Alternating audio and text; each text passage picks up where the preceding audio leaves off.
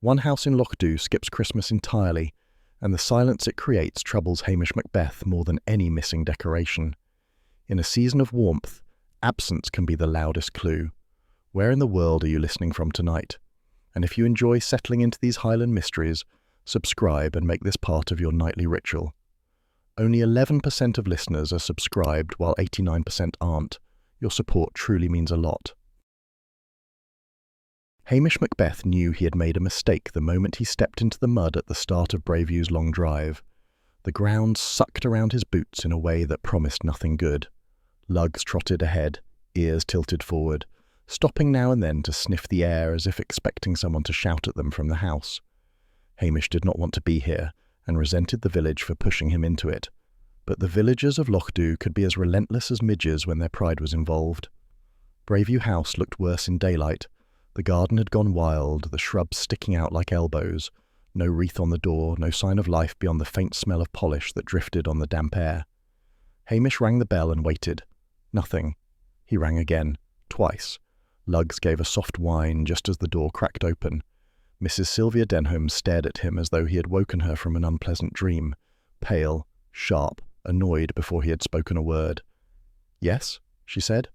Hamish pulled on his slowest Highland politeness. It usually soothed people. "Sorry to trouble you, Mrs. Denholm. Folk in Lochdu are just wondering about the Christmas arrangements at the house. They're used to the—" "There will be no party," she said. "No decorations, no visitors." The words came out clipped, cold, and very English. Hamish blinked. Even he had not expected that level of bluntness. Well, the village was only asking because they expect a performance." Her thin smile did not reach her eyes. "Christmas is a private matter. I'm not staging village theatricals." Lugs pricked his ears at a sharp sound somewhere deeper in the house, a door closing quickly. Hamish glanced past her, but she moved her body just enough to block his view. He tried again. "It's just that they're talking already. Mutters here and there. Tradition and that." "If they're upset," she said, "they can simply grow up." Hamish felt the insult land on him too. She seemed the type who did not worry about offending folk so long as she could keep her floor polished and her doors locked. He noticed a bare patch on the hallway wall where a picture had been removed, the outline of the frame still visible. The smell of polish was sharp enough to sting his nose. Someone had scrubbed the place hard. He settled for muttering that he would pass on her message. She gave a curt nod and shut the door firmly, leaving him staring at the brass knocker as if it had insulted him personally. Back in the village, the Kirk Hall was already crowded. Folk smelled trouble and gathered fast when they sensed it. Hamish slipped in quietly, but Mrs. Wellington spotted him at once. "Well?" she demanded. "What did she say?" Hamish hated being the centre of anything, let alone a room full of gossiping villagers. He cleared his throat. "She says there'll be nae party this year. No decorations. She's wanting a quiet time." A collective gasp rose, as though he'd announced the loch had run dry. Mrs. Wellington threw up her hands. "She shames Lochdu. The Braeview Christmas is part of our village identity." The minister, wringing his hands, urged charity. "Perhaps she is grieving something, or—" "She's grieving nothing except manners," snapped the schoolteacher, who always looked ready to scold the world. A young hotel worker, still in his apron, stepped forward. "We get guests who come just for her open house. If she shuts her doors, they'll go elsewhere. My aunt says bookings might already drop." The room grew noisier, voices swelling like hens in a storm. Hamish tried to soften the blow. "She did nae mean insult. She just wants peace, I think." Mrs. Wellington gave him a look as sharp as a knitting needle. "Peace is no excuse to turn your back on the village." Hamish, flustered, offered the first idea that came to him. "Maybe you could move the festivities to Tommel Castle Hotel this year." Silence hit the hall like a slap. Several faces twisted as though he had suggested selling the Kirk for scrap. Someone muttered that Hamish always took the side of the grand hotel folk. Another whispered loudly that this showed he didn't understand the village at all. He felt the heat rise in his neck. This was why he hated meetings. No matter what he said, someone took offence. The minister tried to restore calm, but the room had already turned against sense. People argued about pride, money, and tourists. Someone accused Patel of stirring things by repeating gossip. Patel bristled and said Hamish had clearly failed to persuade Mrs. Denholm properly. Hamish stood there, tall and uncomfortable, wishing he could vanish. He had delivered the message, And still the village blamed him. It was always the same. Lochdu loved him until it cost them something. By the time he escaped the hall, the air felt colder, though the sky had not changed. Lugs waited outside, tail thumping once before dropping into a cautious wag. Hamish scratched behind the dog's ear and sighed. "She skipped Christmas, lad, and they'll not forgive it." Lugs pressed against his leg as though sensing the weight of it. Hamish looked up at the dark shape of Braveview House on the hill. Something about the place felt wrong, but he could not yet say what. And tomorrow he would likely be sent back up there whether he liked it or not. Hamish Macbeth woke to the phone ringing as if it meant to rattle the whole station apart. He groaned, rolled out of bed, and nearly stepped on Lugs, who gave an anxious grunt.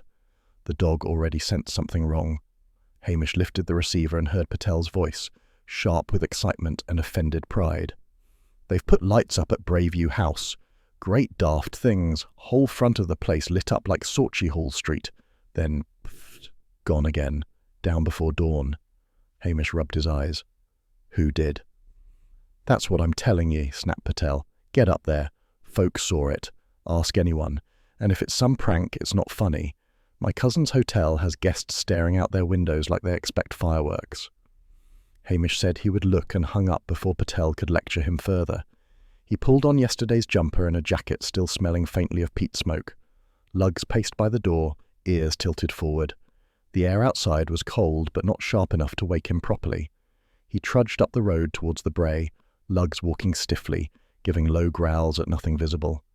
Hamish muttered that the dog was as bad as the villagers, jumping at shadows. When they reached the gate of Braveview House, he saw a strip of cheap silver tinsel caught on the latch, fluttering a little in the faint breeze. Someone had dropped it or torn it free. On the ground were boot prints, messy from haste. One had a worn sole with a small nick in the heel. Hamish crouched and frowned at it. Looked like the sort of thing any careless soul might wear. Lugs sniffed the tinsel and sneezed. "Exactly," Hamish said. "Tat." The house itself sat black and silent. If lights had covered the front earlier, someone had worked fast to remove them. The windows were dull, no glow inside. He felt the itch of curiosity again, but quickly pushed it aside. Folk liked to exaggerate after a bad night's sleep. Back in the village, he found two bored youths loitering by the phone box, pretending they had important business with the buttons on the payphone. Hamish asked where they had been last night. "Watching telly," one said. Too quickly. "Aye," said Hamish. "Watching telly all night up the brae, was it?" The boys stared at him with wounded innocence. They claimed they didn't even own Christmas lights. One said he could barely afford batteries for his torch. They insisted they had never gone near Braveview. One added that he wouldn't dare because the Englishwoman inside looked like she'd bar the door with her own spine. Hamish did not know what to make of that, but he left them alone. They were too pleased with their own outrage, which usually meant they were telling the truth for once. When he reached Patel's shop, he heard voices before he opened the door. The shop was busy with early customers who weren't buying anything, just pushing gossip around like loose change. An old fisherman announced that the lights were a sign the house wanted Christmas, as if buildings could sulk. A Glasgow woman buying shortbread said maybe Mrs. Denholm was preparing for some grand television reveal. Hamish said dryly that if she was filming something, she could have told the police. The Glasgow woman narrowed her eyes and asked if Highland officers needed warnings before decorations went up. He ignored her. Patel appeared behind the counter with the offended air of someone whose peace had been disturbed before dawn. He leaned close as though sharing a state secret. "I sold a set of outdoor lights 2 days ago. Paid in cash. Person kept their head down, gloves on. Didn't speak much." Hamish raised an eyebrow. "Was it Mrs. Denholm?" Patel shrugged. "Could have been a ghost for all I saw. Everyone says it was her." Hamish thought the idea unlikely. She seemed the type who would have thrown the lights back in Patel's face rather than hang them. Still, the shopkeeper looked pleased to have offered something useful, so Hamish let him enjoy it. People around the counter argued about who had seen what. One claimed the house glowed bright as a church fair, another said it was only a few lights, and yet another insisted the whole thing was an illusion caused by the moon. Folk in Lochdu could not agree on anything even when staring at it together. Hamish felt himself grow tired of the whole business. Maybe it was a silly prank. Maybe tourists had been bored. Maybe some villager with too much whiskey had strung lights for a laugh and panicked. It did not feel like real police work. Just another case of Loch Dhu winding itself into a knot for the pleasure of untying it later. But as he turned to leave, Lugs pressed close to his leg, uneasy. The dog seemed to know that the trouble at Braveview was only beginning. Hamish ignored the warning, too sure of himself for once. He dismissed it all from his mind as he stepped out into the grey morning, telling himself there was nothing more to look into. He would regret that later. A few days later, the trouble had already started by the time Hamish Macbeth pushed open the Kirkhall door. He could hear raised voices before he stepped inside, the sharp kind that meant no one was listening to anyone else. Lugs hesitated on the threshold, ears flattened, as if even the dog knew the room was dangerous. Tables had been dragged into a rough circle. The urn hissed in the corner. People clutched mugs not for comfort but to keep their hands from pointing. Damp wool and the stale smell of cheap biscuits hung in the air. Hamish tried to slip along the back wall, but Mrs. Wellington's head snapped round at once. She had the nose of a bloodhound for other people's responsibilities. "There he is," she said, in a tone that made him feel 10 years old. "Our policeman. Perhaps now we can get some sense." Hamish gave a small, tight smile. "It's only a wee meeting. Dinna fash yourselves." "We would not need to fash," Mrs. Wellington replied, "if you would simply do your duty and tell that woman to respect Loch Dhu tradition." That woman meant Mrs. Denholm. Half the room nodded. The other half muttered. The minister cleared his throat. "We must be charitable. Perhaps she suffers from some private sorrow." No one wanted charity today. Mrs. Kerr, the schoolteacher, said sorrow was no excuse for insulting a whole village. A crofter claimed he had never heard of anyone skipping Christmas unless they had something to hide. Hamish felt the mood thickening like bad porridge. "You cannae force someone to host a party," he tried. "Folk have their reasons." Mrs. Kerr folded her arms. "Aye? And what grand reasons does an Englishwoman have for throwing away a Highland tradition that's older than she is?" Hamish wished he were anywhere else. He opened his mouth to say something pointless about public safety regulations, anything to change the topic, when the hall door creaked. Mrs. Sylvia Denholm stood there, straight-backed, cheeks pale but eyes sharp. The room fell quiet in a way that had nothing to do with respect. Word had spread from the post office clearly. She stepped inside without being invited. "I hear you are discussing me," she said, "so I may as well save you the effort." No one moved. The minister began a polite welcome, but she cut across him. "Braveview House will not hold a party. It will not host the Kirk sale. It will not accommodate carol singers. My late husband hated Christmas, and I choose to honour his wishes." A crofter near the biscuits snorted. "Your man's been dead 5 years." She ignored him, but her jaw tightened. Hamish felt the temperature shift. Someone would explode soon. He stepped forward and said, "Maybe we should all calm down. There are fire regulation matters with big gatherings anyway, liability and such." It was the wrong thing to say. The villagers turned on him as one. "Fire regulations?" Mrs. Wellington cried. "You're siding with outsiders now." Hamish's face burned. "I'm siding with sense." "Oh, sense!" she snapped. "And what sense is there in letting a stranger spit on the village?" Before Hamish could answer, someone's elbow caught a candle sitting on a tartan-covered table. It toppled, rolled, and scorched a long brown streak across the paper tablecloth. Several hands smothered it immediately. The danger lasted seconds, yet Mrs. Denholm jerked back hard, real fear flashing across her face. Hamish noticed that. She looked like someone who had smelled smoke before.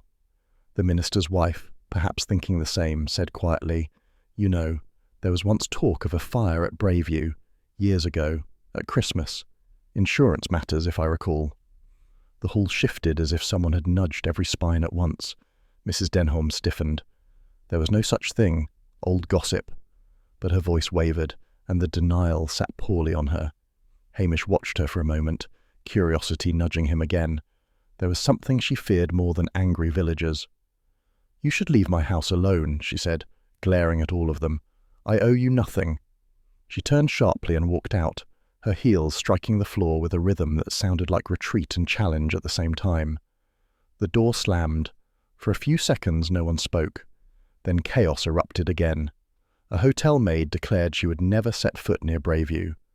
A fisherman said storms came to Loch Dhu whenever Braveview angered the spirits, which earned him 3 scornful looks and 1 murmured agreement. Patel's cousin announced loudly that if Patel kept delivering groceries to the woman, he'd lose half the village as customers. Someone else said they would boycott the post office if Mrs. Denham kept receiving parcels like nothing had happened. Hamish tried to calm them, but was drowned out by complaints, threats of boycotts, and one suggestion that they teach the English a lesson by refusing her bins. He felt himself sinking into the old frustration. No matter what he did, Loch Dhu would twist it. He had tried to soften things. He had tried to avoid trouble. Yet the village seemed ready to turn this into a winter war. Eventually, the meeting dissolved into bitter grumbling. Folk left in clumps, muttering about betrayal and disrespect. No decision had been reached, which meant Hamish would be blamed for that as well. Outside, the cold air hit him like a reprimand. Lugs pressed against his leg, uneasy. Hamish looked up at the brae where Braveview loomed unseen in the dark. The house had become a problem, bigger than a cancelled party. Christmas in Loch Dhu had just turned ugly, and he doubted it would stop here. The trouble began before Hamish Macbeth had even reached the kirk that morning. A thin, miserable gathering of villagers stood outside, bundled in damp coats, looking as though they'd been dragged from their beds by guilt alone. The minister stood among them, wringing his hands. The moment he saw Hamish, he hurried forward with relieved desperation. "Hamish, thank goodness. We're going up to Braveview House. A few carols. A gesture of goodwill." Hamish blinked. "On Christmas Eve? Folk have enough to fret about." "It is for the sake of Christian witness," the minister said, lowering his voice as though the phrase required reverence. "Besides, she may soften if we show kindness."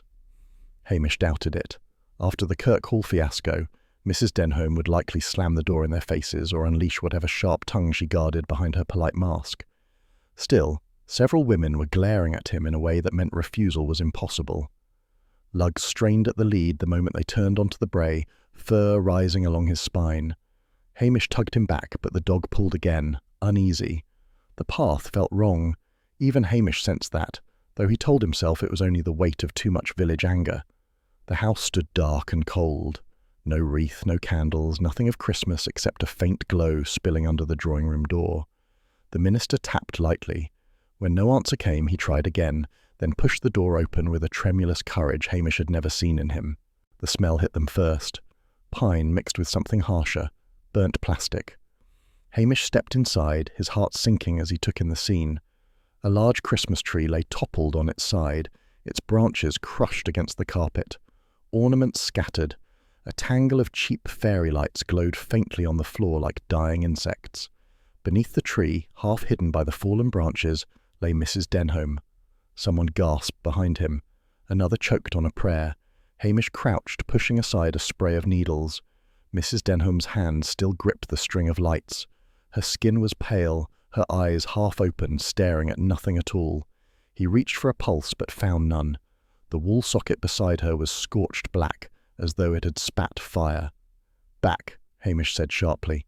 His voice sounded unfamiliar even to him. "All of ye back." The group recoiled. One of the teenagers trembled, looking as though he might faint. Hamish pointed at him. "Yeah, run to the village, call Strathbane and the ambulance. Hurry." The boy bolted. The minister covered his mouth, whispering the start of a hymn that faltered halfway.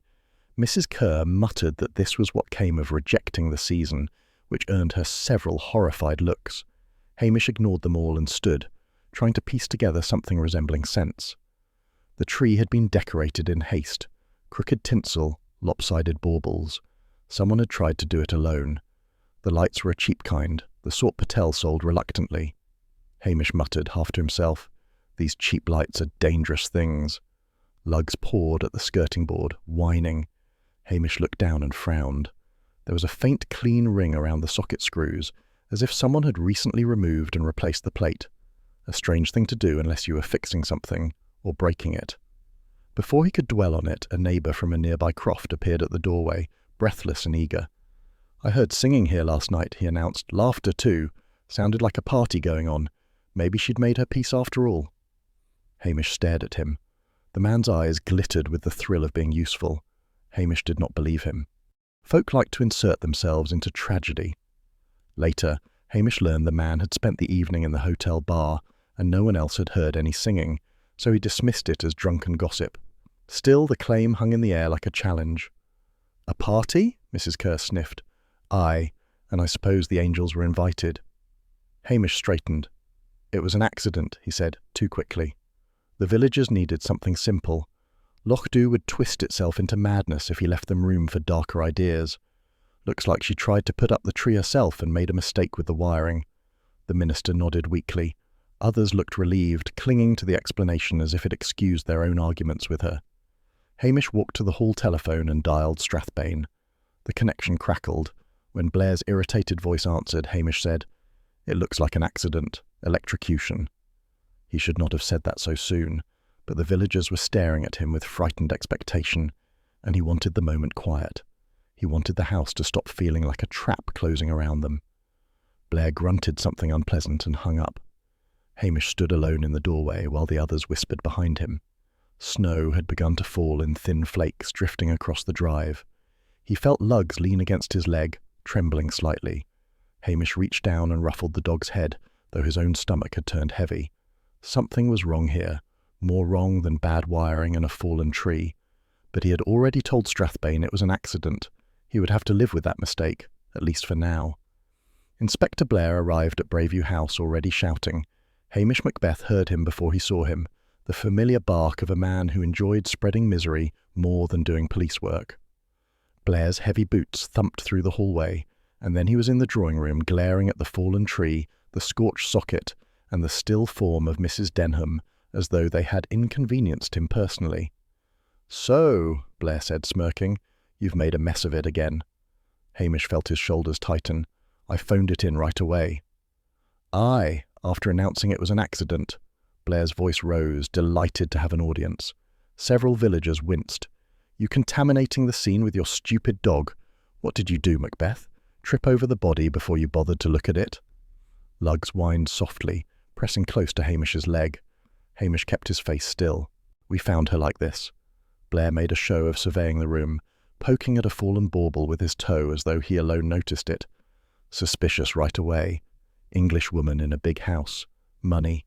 Press interest. And you decide it's an accident. "It looked like one."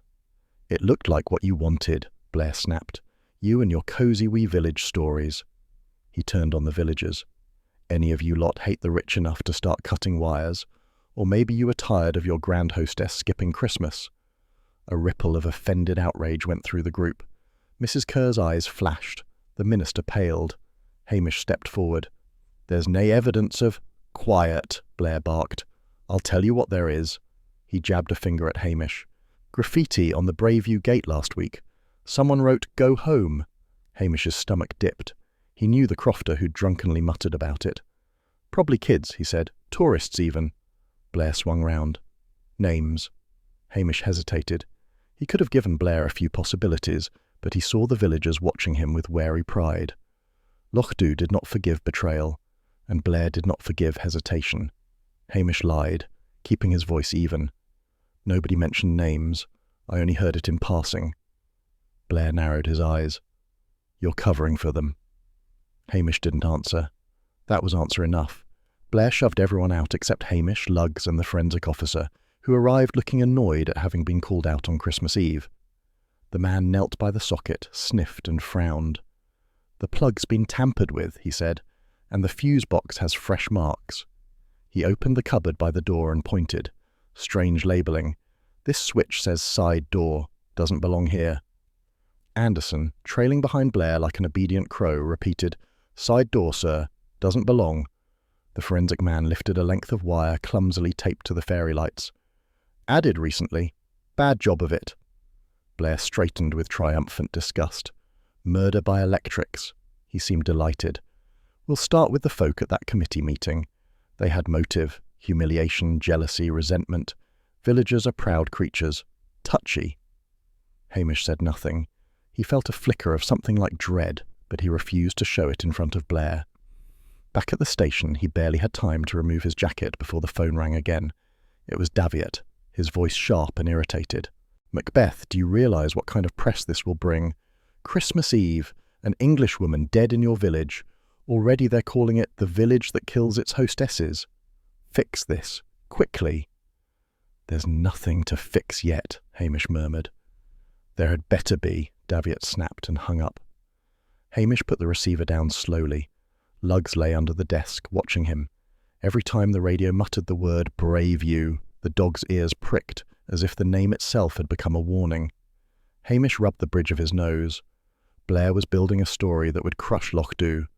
Strathbane wanted a clean explanation that made them look competent, and Hamish, as usual, was stuck between protecting his village and not quite knowing how deep the trouble went. He glanced at Lugs. "We're in for it now, lad." The dog thumped his tail once, then went still again, uneasy. Hamish felt the same. Lochdu woke the day after Christmas with the air of a village that expected blame to fall from the sky. People walked in tight little groups, glancing over their shoulders as though Inspector Blair himself might leap from behind a lamppost. A few tourists wandered about with cameras, sniffing for scandal the way city folk did when they found themselves somewhere too quiet to entertain them. Hamish Macbeth did not like the atmosphere. It felt sour, as if the whole place had been left out overnight and spoiled. Lugs walked close beside him, ears twitching at every raised voice. That alone told Hamish the day would be busy and unpleasant. A Strathbane constable stood outside Braveview House looking bored and cold. Blair had put him there mostly to show off. Whenever Hamish passed, the man straightened and pretended to guard the place as if a gang of murderers might storm the door. Blair himself had wasted no time dragging villagers up to Strathbane for proper questioning. The news spread quickly, and the reactions were immediate and petty. Mrs. Wellington announced in the post office that she would no longer buy milk from the Braveview supplier, because he must have seen something and said nothing. The poor man stammered that he had only delivered milk, and was hardly psychic. Patel cornered Hamish outside his shop. "My takings are down," he said accusingly. "Folk don't want to be seen. They think anyone leaving the house will be hauled off by Blair." "That's daft," Hamish said. "Daft but real," Patel replied, folding his arms. "Fix it." Hamish walked away before Patel could add more demands. Fixing things in Lochdu was like trying to mop the sea. He made his usual rounds, though people treated him as though he had come to collect confessions. At the baker's, the man wiped flour from his hands and said, "I never liked the woman, but I didn't want her dead." The defensive tone came before any questions did. At the post office, the postmistress leaned over the counter with relish. "She got a thick registered envelope 3 days before she died," she whispered. "Didn't recognise the sender. Might have been hush money. Folk pay for silence, you know." Hamish sighed. "Could have been anything." "Oh, but it wasn't," she insisted. "I could feel it." He left quickly. The woman felt too many things for her own good. Later, while buying tea bags at Patel's, he asked quietly about the envelope. Patel shrugged. Glasgow solicitor's name on the slip. Looked boring. Probably legal papers for the house. A perfectly ordinary explanation, which meant the village would never believe it. By midday, the shop had filled with people who clearly had no intention of buying anything. They hovered near the shelves, whispering. Hamish tried to edge past them to the door, but a hotel maid blocked him. She had the flushed, triumphant look of someone about to cause trouble. "I heard a crofter say he'd show Denham what happens to folk that insult Lochdu," she declared loudly enough for the whole shop to hear. A murmur swept through the room. A crofter's wife, standing by the crisps, burst into tears. "Lies. My man never said such a thing." The maid folded her arms. "Aye, he did, right outside the hall after that meeting." "He was angry, but he never meant harm," the wife wailed. "You're twisting it." More villagers gathered like gulls circling a dropped fish supper. Patel looked furious at the commotion in his shop, but did nothing to stop it. Gossip meant customers, even if none of them bought a thing. Hamish stepped between the women. "Enough. Blair loves this." They both blinked at him. "Aye," he continued, "he's happiest when villagers fight. Makes it easier for him to pick a culprit." The room quieted, but only because everyone wanted to hear more blame they could disagree with later. Hamish suddenly felt tired. They all wanted a villain, as long as it wasn't themselves. Outside, the Kirk ladies stood near the gate, fretting loudly about Lochdu being painted as murderous in the papers. One said her sister in Inverness already rang to ask if the village had turned wild. Another muttered that if people thought them savages, fewer might attend next year's fetes, and contributions would drop. Hamish tried to reassure them, but reassurance was not a Highland currency. They only frowned harder, as though his attempt meant the situation was worse. Back at the station, he sat heavily at his desk. Lugs crawled underneath and laid his head on Hamish's foot. Every time the radio crackled, the dog jumped. Hamish reached down absently to stroke his ear. "It's all local squabbling," he muttered to himself. "Folk getting daft." But in clinging to that simple thought, he missed the larger pattern. The Glasgow solicitor, the registered letter, the reason a woman like Mrs. Denholm might have been packing up her life. He told himself he would look into it later. Lochdu had worn him out for the day. Outside, the village continued tearing at itself, and Hamish did not yet see how deep the wound would go. Blair had already done something wrong. That was clear the moment Hamish Macbeth heard the housekeeper had been taken into Strathbane for a full interview. In Blair's hands, a full interview meant hours of shouting and bullying until the poor soul barely remembered her own name. When she was finally released late that evening, she walked through Lochdu like a ghost, eyes fixed on nothing. Villagers muttered that Blair had gone too far, but none dared challenge him. The next morning, Hamish went to her cottage at the edge of the village. Lugs trotted beside him, uneasy from the moment they left the station. When Hamish knocked, the housekeeper opened the door only a slit. Her face looked washed out, like someone had wrung her dry. "I'm not talking," she said at once. "Blair said you village policemen meddle." "Hardly a policeman," Hamish said mildly. "Just wanting to ask how you're managing." "I'm not managing anything." She moved to shut the door. Lugs nudged her skirt gently. She looked down, startled, then sighed, opening the door a little wider. "The dog can come in. You can stand." Hamish followed her into the narrow kitchen. She poured milk into a chipped saucer for Lugs, who lapped it up gratefully. The housekeeper folded her hands and stared at the table as though someone had carved shame into the wood grain. Hamish waited. Silence could coax truth better than Blair's battering. Finally she said, "He told me not to say a word. Said I'd confuse the facts." "Aye, Blair likes simple stories," Hamish replied. "But I'm only asking about the house. Must have been hard living up there." She hesitated, then let something slip. "Bravy's always been strange at Christmas, long before she came." Hamish leaned an elbow against the dresser. "Strange how?" "There was a fire once. Servants' wing. Put out before the brigade came. That's the old boarded-up side door folk talk about," she added. "No one uses it now. Folk said it looked staged. Insurance talk." She shuddered. The previous mistress would never have a tree again.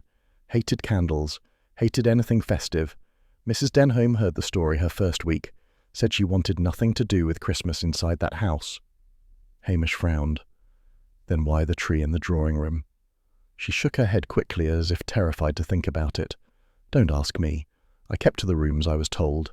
Kitchen, pantry, back corridor. Never to open the old study, never to move anything in it." "Who told you that?" Her lips clamped shut. "Not saying." Hamish studied her face but got nothing more.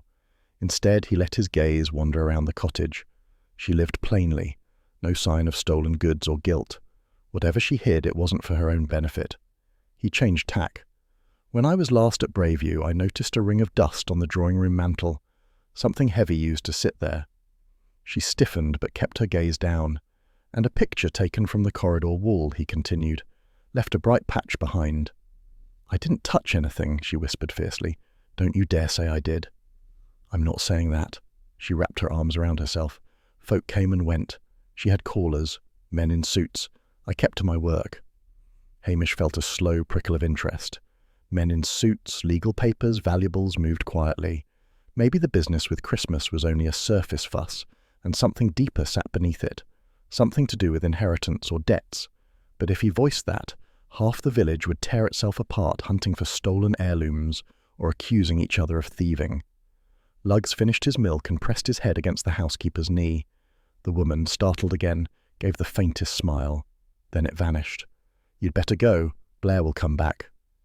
Hamish left her cottage with more questions than answers. On his way back through the village, he stopped by the manse to speak with the minister. The minister listened, brow creased, as Hamish hinted that old stories about Braveview's past might matter. "Insurance trouble?" the minister murmured.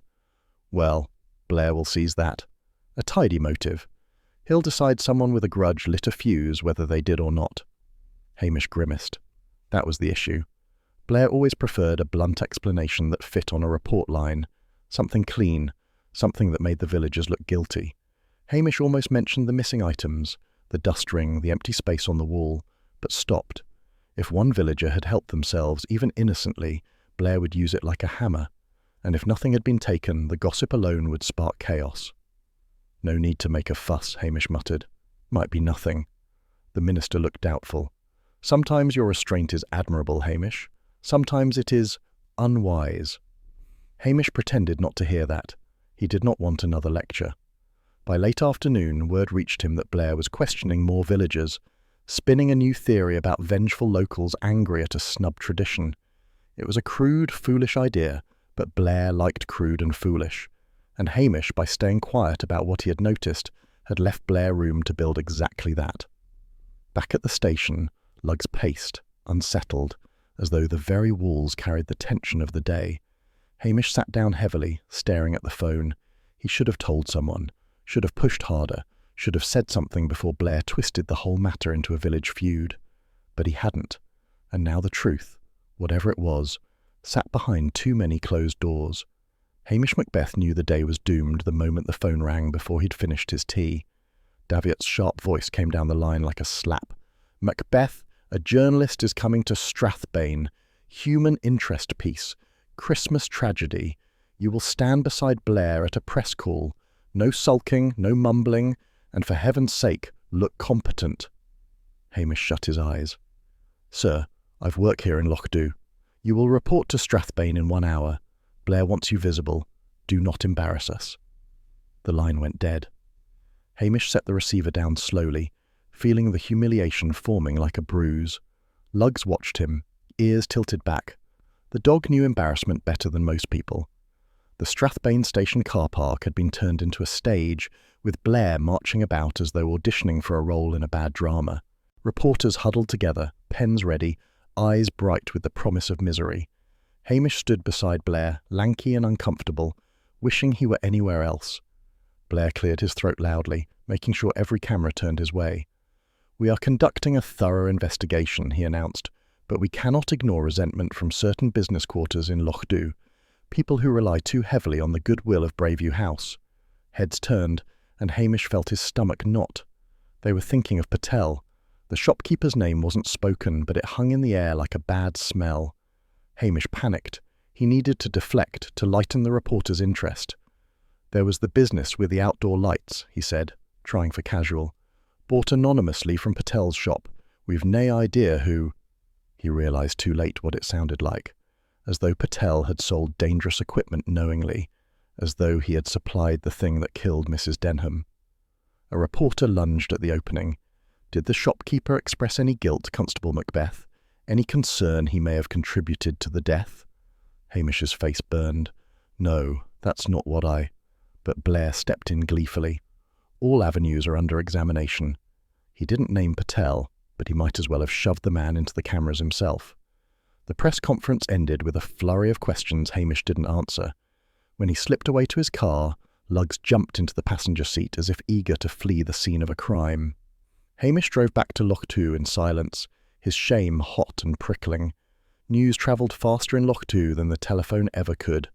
By the time Hamish walked into Patel's shop, half the shelves were untouched, customers pretending they had forgotten something important at home.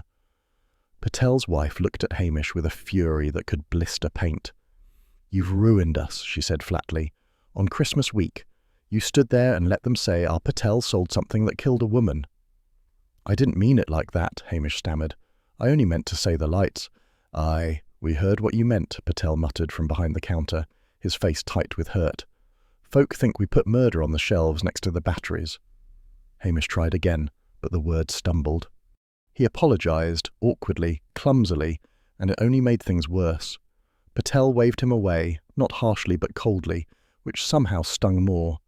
Outside, Lugs pressed against Hamish's leg, sensing the humiliation rolling off him like smoke. Hamish patted the dog's head once, then let his hand fall. Anything more would feel like asking for comfort.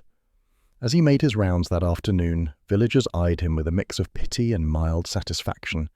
They liked seeing the police humbled, as long as it wasn't Blair. Near the post office, an older man tugged Hamish aside. "That envelope the woman got," he murmured. "Registered post. Heard it was from a Glasgow solicitor. Something about selling off a strip of land. Developer wants a few holiday huts. Crofters won't like it. Land's been used informally for years." Hamish nodded, distracted. "Aye, interesting." It was interesting, far more than Christmas decorations or petty grudges, but his mind was still in Patel's shop, replaying the disappointment on Patel's face. The clue slid past him like a fish darting into weeds. He walked back to the station, heavy-limbed, aware he had damaged something important and not sure how to fix it. Lugs curled beneath the desk, alert every time the radio muttered about Braveview or the investigation. Hamish stared at the cold fireplace in the corner of the station. He had protected villagers many times, but today he had harmed one instead. Worse, Blair now had room to twist that mistake into something uglier. Lochdu would not let him forget it soon. Hamish Macbeth knew something was wrong the moment Patel refused to look at him. The shopkeeper's usual nod was replaced with a stiff movement of the shoulders, as though Hamish were a cold draught sneaking in under the door. Hamish stood there awkwardly until Patel's teenage assistant came bustling out of the back room, dropping a stack of till slips. "Leave them," Patel snapped, but Hamish bent to gather them anyway. A few slips fluttered apart, and he caught sight of a familiar code: outdoor lights, the same type found at Braveview. Hamish felt a twist in his gut. He owed Patel at least the truth, after the mess he'd caused with the press. "Mind if I look at the receipts from last week?" he asked quietly. Patel hesitated, then shrugged with weary bitterness. "Do what you like.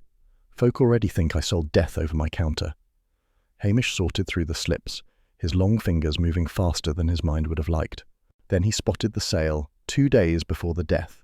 Patel's signature wasn't on it. "You were away that day," Hamish said. "The wedding in Inverness."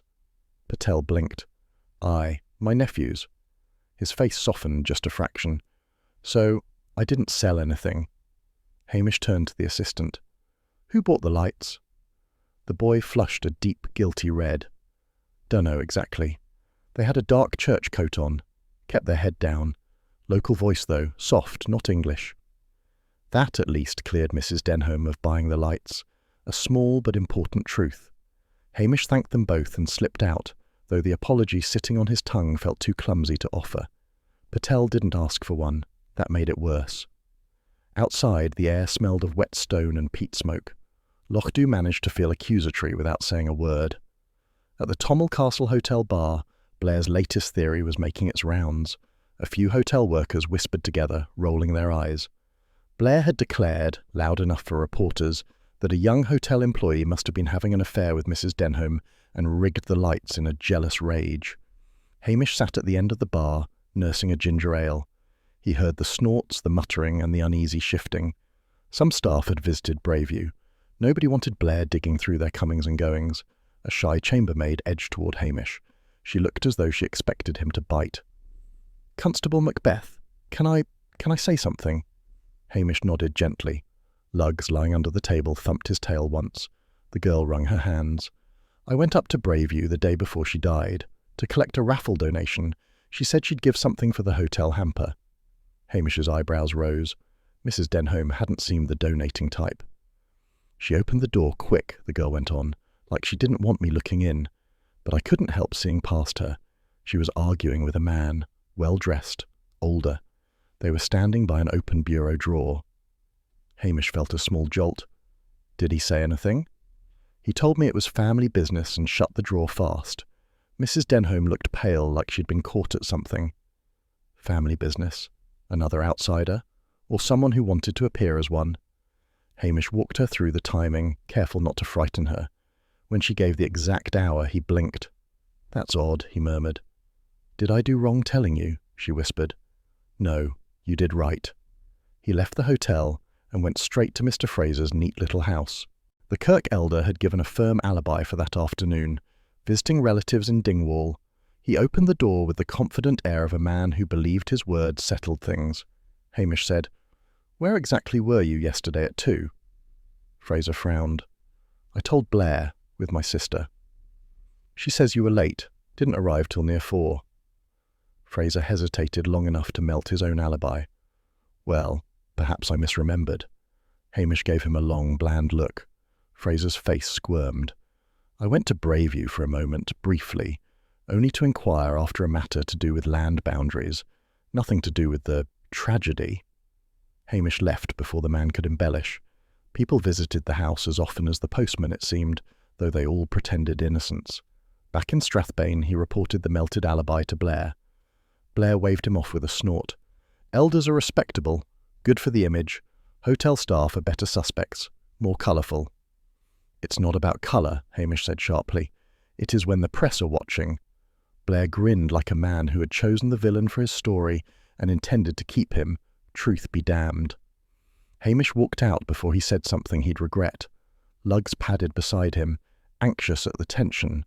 The edges of the case were fraying, not tightening.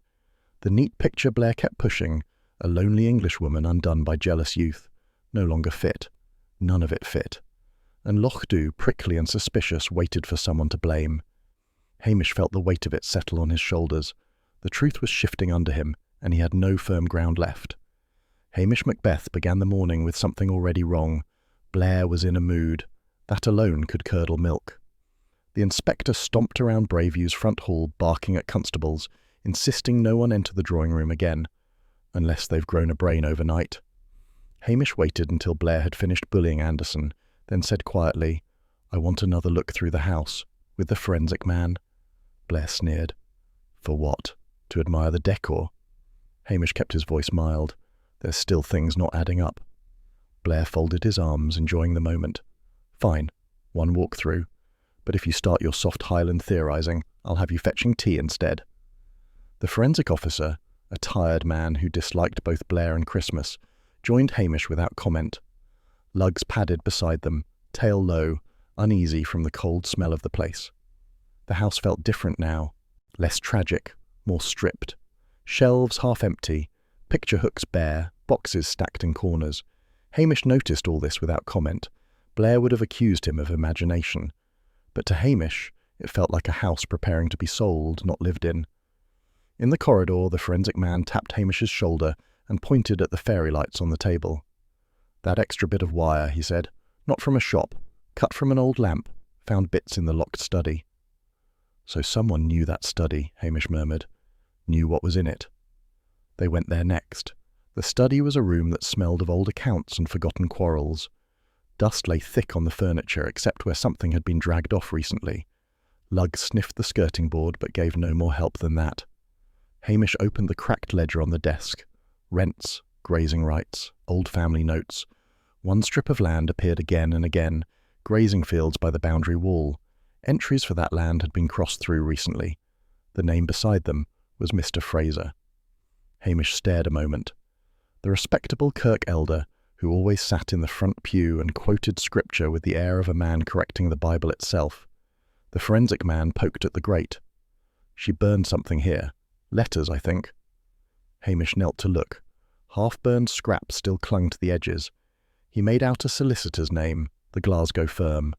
One fragment read, "Developer's offer remains favourable." Another, "Your refusal complicates the sale." "Selling the land," Hamish said quietly. "She wanted to sell to an outsider." "And someone here didn't want that?" Hamish straightened slowly.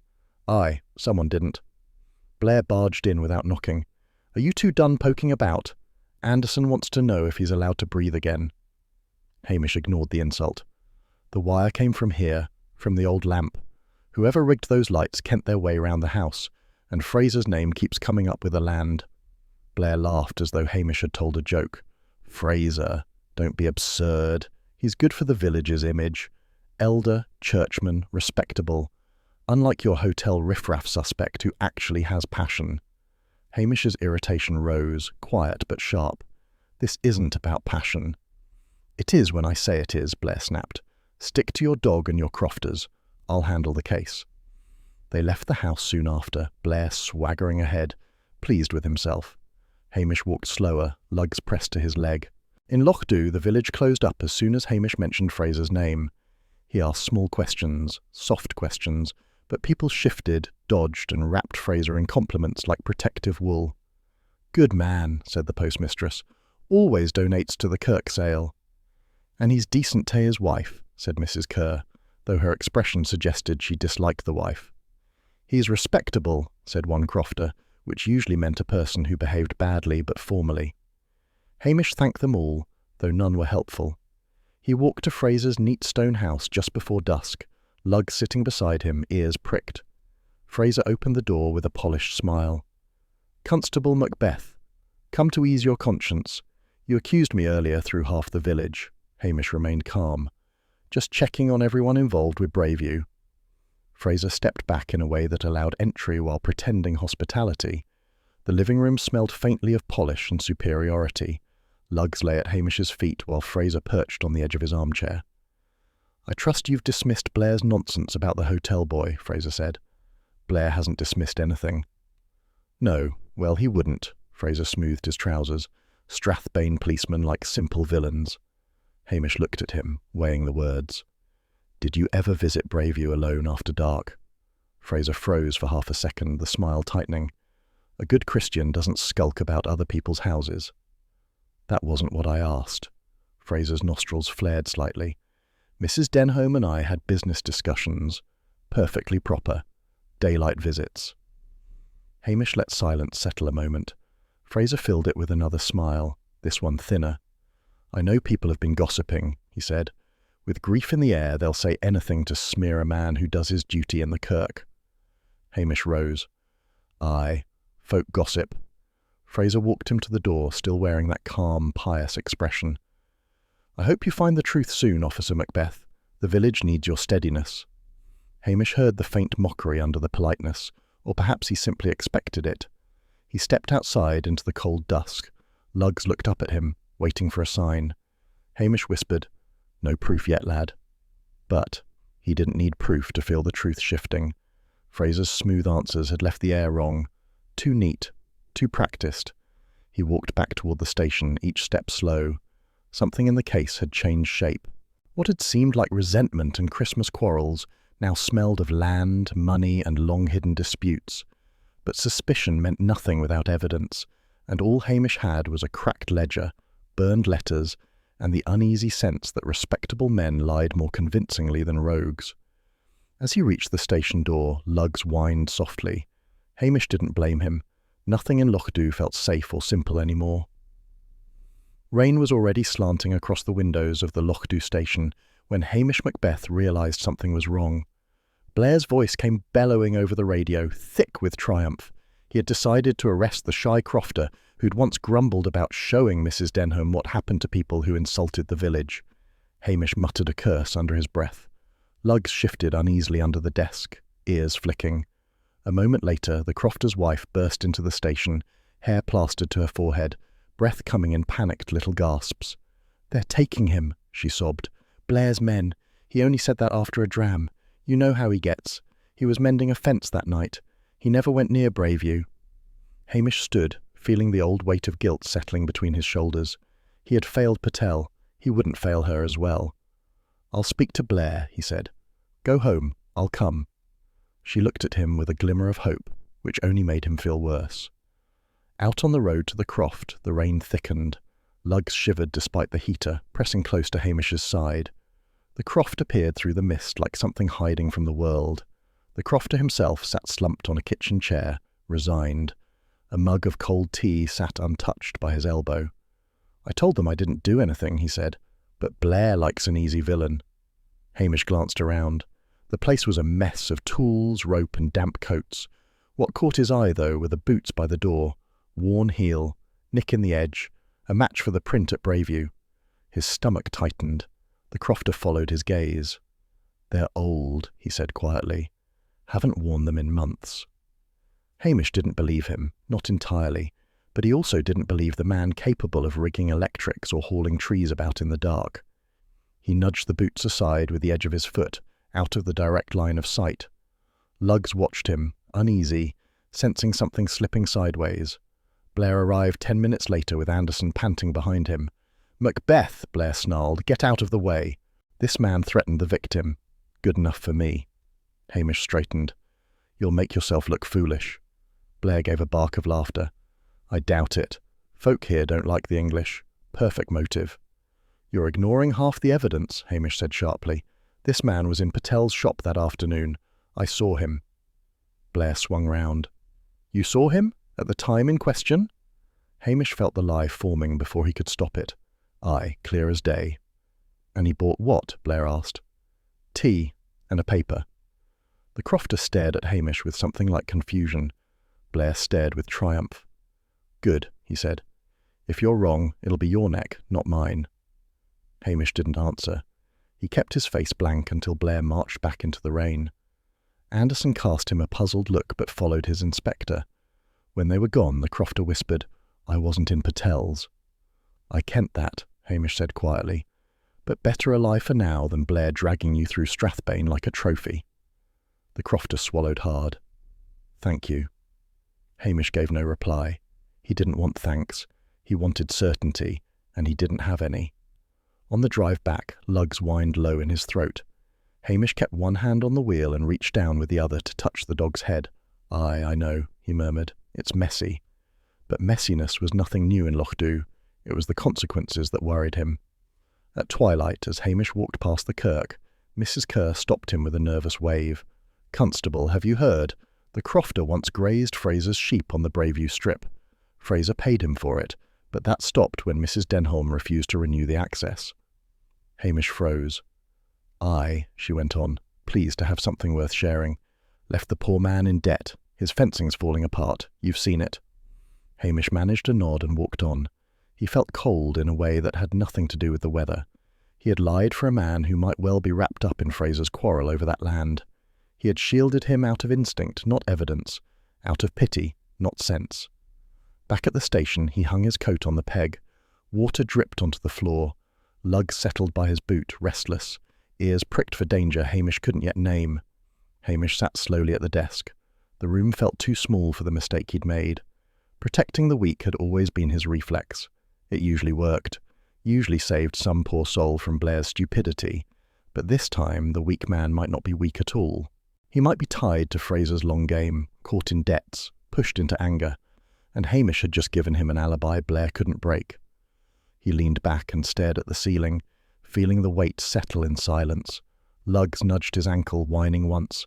Hamish put a hand on the dog's head. "Aye, lad," he whispered, "I've gone and backed the wrong soul."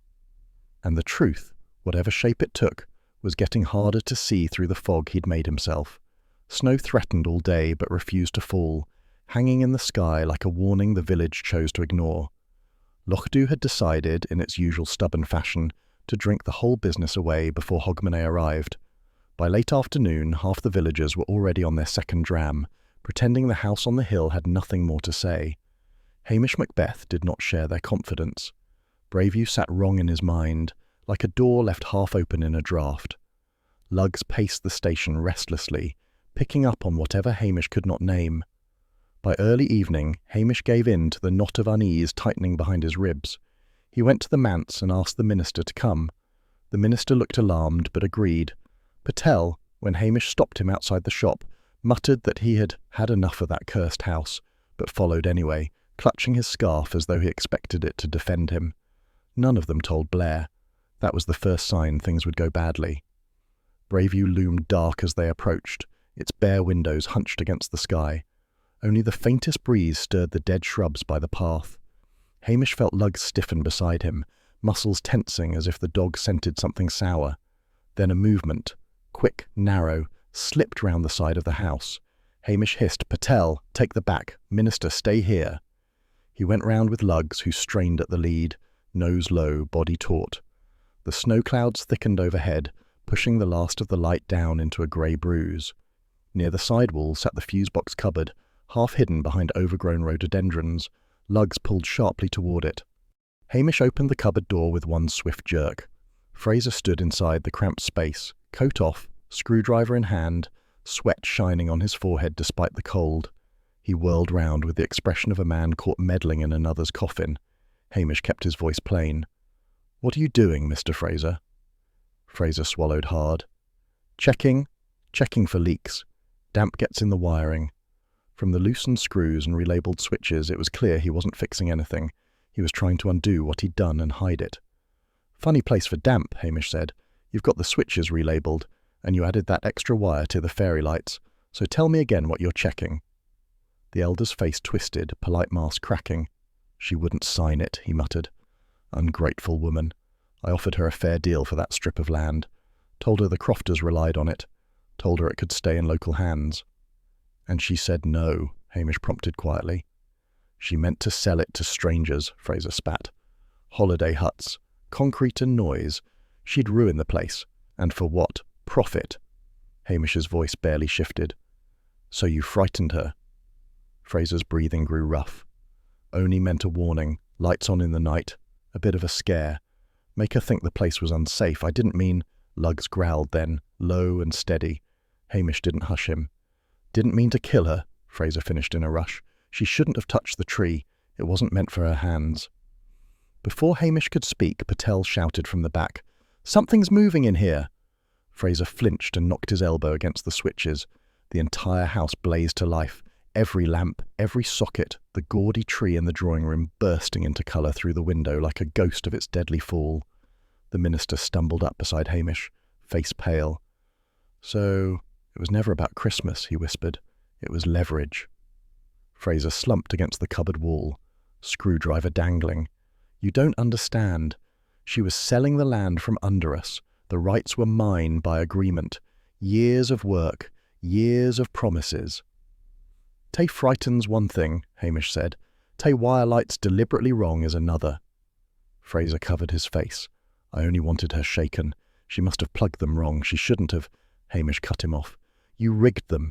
You knew the study lamp had the right wire. You labelled the switches so the wrong one would spark. You set a trap." Fraser's shoulders sagged, all the puffed dignity and piety leaking out of him until he looked small, grey and cornered. "Before the year turns," he muttered. "Had to finish it before then. The solicitor was sending papers." Hamish pulled out his old mobile. His fingers felt heavy. He dialed Strathbane, the number echoing through the cold air. He did not look triumphant. He looked tired. "Inspector Blair," he said when the line clicked. "You'd best come to Braveview. I've someone for you." Patel stood a few feet away, hugging himself, watching Fraser with something between anger and pity. The minister bowed his head. Luggs pressed against Hamish's leg, uneasy even with the house blazing in light. As Hamish waited for Blair to arrive, he stared at the tree glowing behind the window. It felt wrong. A bright, artificial cheer forced into a place that had tried so hard to reject it. The lights flickered once, then twice, like a final reminder of how easily fear could be dressed in celebration. Hamish exhaled, long and quiet. Another hogmanay in Lochdu, and instead of peace the village had served up a mess of land deals, old grudges, and one fatal Christmas the house had never wanted. And the night was not finished with them yet. Blair arrived before 9, stamping into the station as though the whole of Strathbane depended on his boots getting enough attention. Something was already wrong. The phone was ringing with that sharp, official tone that meant Daviot wanted praise distributed in the wrong direction. Hamish picked it up because Blair nodded at it as if it were beneath him. "Excellent work from Inspector Blair," Daviot barked down the line. "Swift, decisive, exactly what we expect. A model of leadership." Hamish murmured something that could be taken for agreement. Blair puffed up like a bellows. The call ended without Daviot mentioning Hamish at all. Blair grinned at him. "There ye are, Macbeth. Good to see my instincts recognised. I always suspected the respectable ones. Your wee theories about romance were pure nonsense." Hamish said nothing. Silence was safer. Outside, Lochdu had gathered in its usual winter uncertainty, half gossip and half shame.